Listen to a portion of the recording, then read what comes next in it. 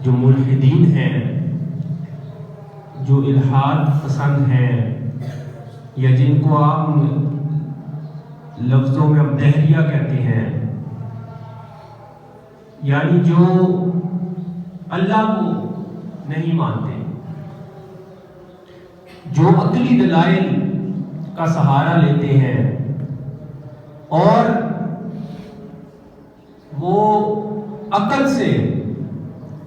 یہ ثابت کرنا چاہتے ہیں کہ یہ جو کائنات ہے اور یہ تمام جو عالم ہے یہ طبیعی طور پر چل رہا ہے اور اس کا کوئی بنانے والا، کوئی تخلیق کرنے والا نہیں، کی طرف جا رہے ہیں۔ تو دوستو اس کی ایک وجہ تو یہ بھی ہے کہ اس پر بات اس طرح سے نہیں کی جا رہی جس طرح سے اس پر گفتگو ہونی چاہیے۔ اللہ تبارک و تعالی قرآن مجید میں فرماتا ہے کہ بدیع السماوات والارض، اللہ تبارک و تعالی فرماتا ہے کہ میں نے اپنے دست قدرت سے آسمان اور زمین کو بنایا، یعنی اللہ تبارک و تعالی قرآن مجید میں فرماتا ہے کہ میں ہی وہ ذات ہوں جو موجد کائنات ہے۔ آج ہم جو بات کرنا چاہ رہے ہیں وہ تخلیق کائنات کے متعلق اللہ تبارک و تعالی فرماتا ہے کہ ان السماوات والارض کانتا رتقا ففتقناہما، کہ زمین اور آسمان رت یعنی آپس میں ملے ہوئے تھے، خلط ملط تھے، تو ہم نے ان دونوں کو الگ کیا۔ ففتقناہما،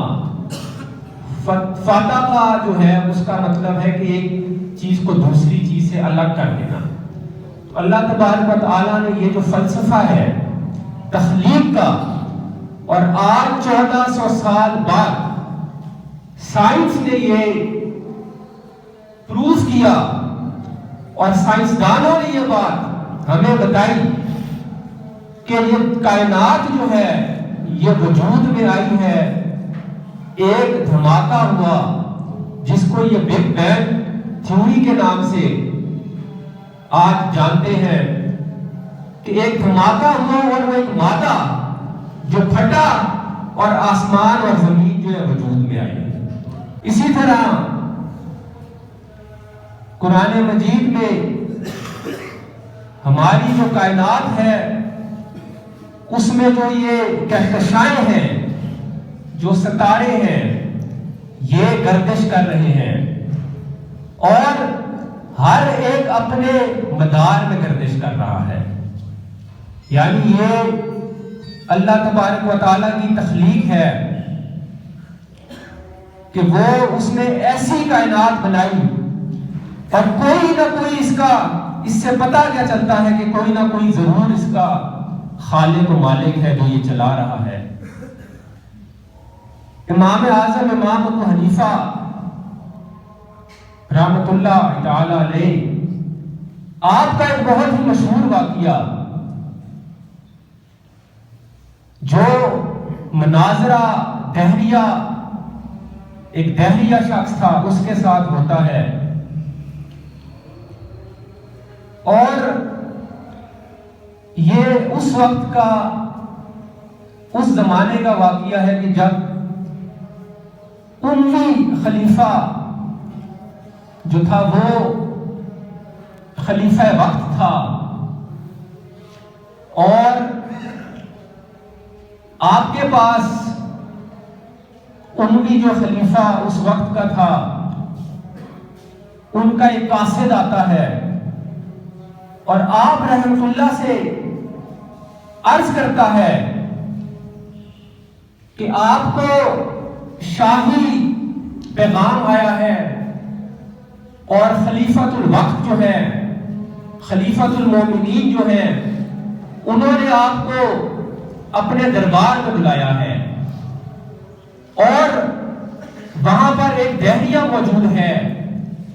جو اللہ کی ذات کا انکار کرتا ہے، اور اس کا کہنا یہ ہے کہ یہ کائنات جو ہے خود بخود طبیعی طور پر چل رہی ہے، اس کا کوئی خالق نہیں ہے، اس کا کوئی مالک نہیں ہے۔ تو امام ابو حنیفہ رحمۃ اللہ آپ کہتے ہیں کہ تم واپس جاؤ اور بادشاہ سے کہو کہ میں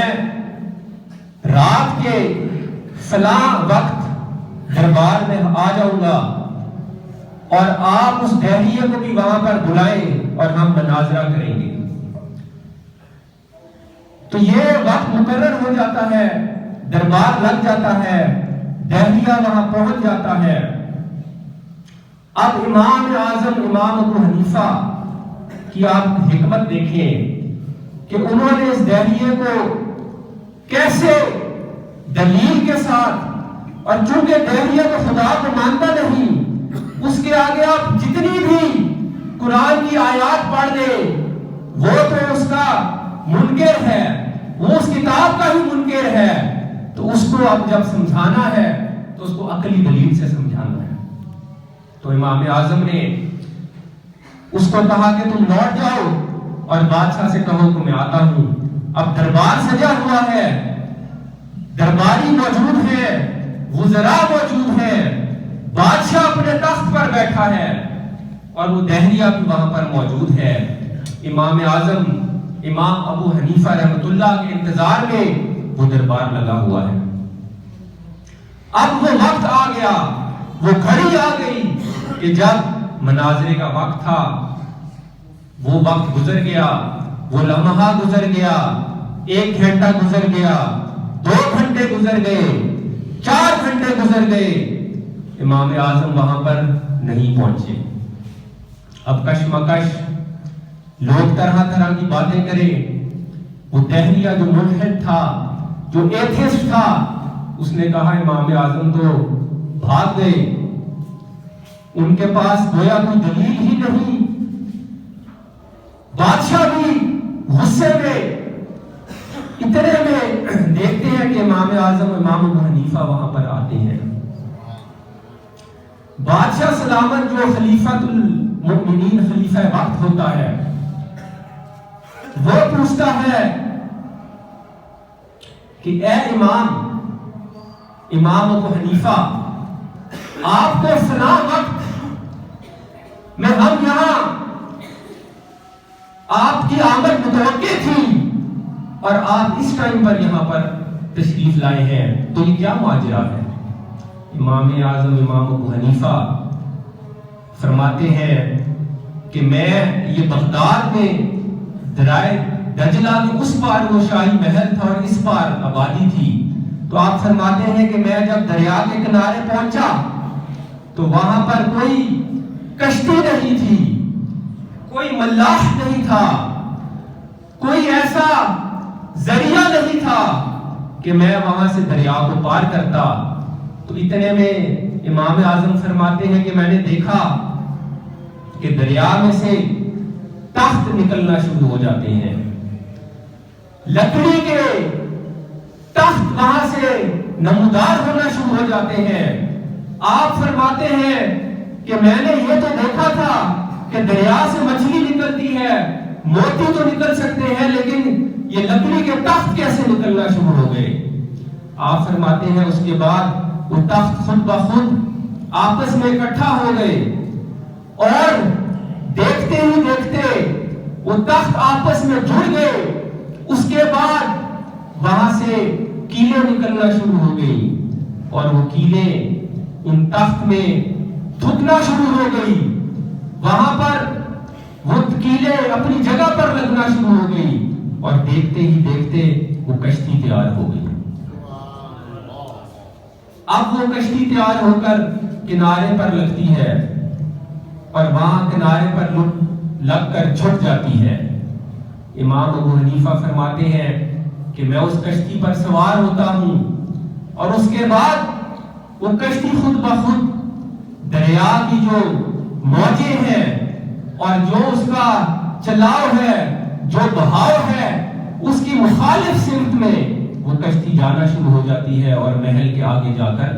کھڑی ہو جاتی ہے، اور میں اس کشتی سے اترتا ہوں اور اس ماجرے کے بارے میں سوچتا رہتا ہوں کہ یہ کیا ماجرا ہوا جو میں نے کبھی زندگی میں نہیں دیکھا تھا۔ آپ یہ گفتگو کر رہے ہوتے ہیں، وہ درباری حیران ہوتے ہیں، اس گفتگو کو سن رہے ہوتے ہیں، وہ بادشاہ کی اس گفتگو کو سن رہا ہوتا ہے، اور ان پر ایک عجیب کیفیت ہوتی ہے کہ یہ کیسے ممکن ہے کہ ایک کشتی خود بخود تیار ہو جائے۔ تو وہ دہریہ جو ہوتا ہے، جو اللہ کا انکار کرتا ہے، وہ کہتا ہے کہ اے امام اعظم، کیسے ممکن ہے کہ ایک کشتی خود بخود تیار ہو جائے؟ تو امام اعظم فرماتے ہیں کیا یہ ممکن ہے یا نہیں ہے؟ تمام درباری یہ کہتے ہیں کہ یہ ممکن نہیں ہے کہ ایک کشتی خود بخود تیار ہو جائے بغیر کسی صانع کے، بغیر کسی تخلیق کرنے والے کے، وہ کشتی خود بخود تیار ہو جائے بغیر کسی کیل کے، ٹھوکنے والے کے، وہ کیل خود بخود تخت میں نصب ہو جائے بغیر کسی ملاح کے، وہ کشتی خود بخود دریا کے پار لگ جائے۔ تو جب ایک کشتی کو بغیر تخلیق کرنے والے کے کوئی تخلیق نہ کر سکے، تو اتنی بڑی کائنات جو اتنے ہزاروں کروڑوں کہکشاؤں سے بنی ہوئی ہے، جو زمین و آسمان کے بیچ میں اتنے اللہ تبارک و تعالیٰ کی مخلوق ہے اور یہ زمین ہے، تو یہ کیسے ممکن ہے کہ یہ خود بخود تخلیق ہو جائے؟ تو دوستو، وہ دہریہ اور وہ تمام جو وہاں پر مناظرے کے جو دیکھنے والے موجود تھے، جب یہ عقلی دلیل امام اعظم نے دی تو وہ دہریہ آپ سے متاثر ہو گیا اور اس نے وہ لاجواب ہو گیا کہ جب کوئی کشتی کو تخلیق کرنے والے کے بغیر کشتی تخلیق نہیں ہو سکتی، تو یہ کائنات کیسے تخلیق ہو سکتی ہے؟